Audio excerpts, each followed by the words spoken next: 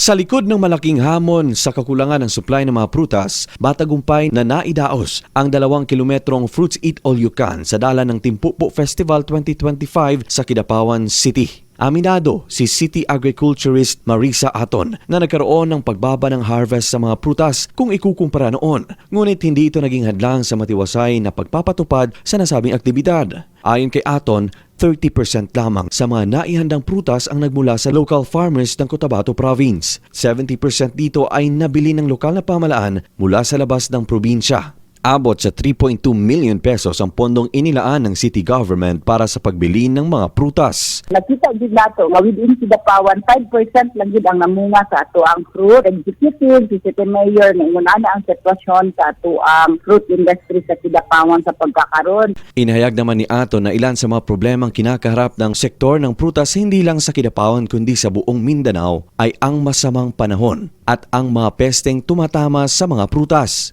Ilan ito sa mga pinaplano nilang bigyan ng tugon upang maisalba ang sektor sa mga susunod na mga taon.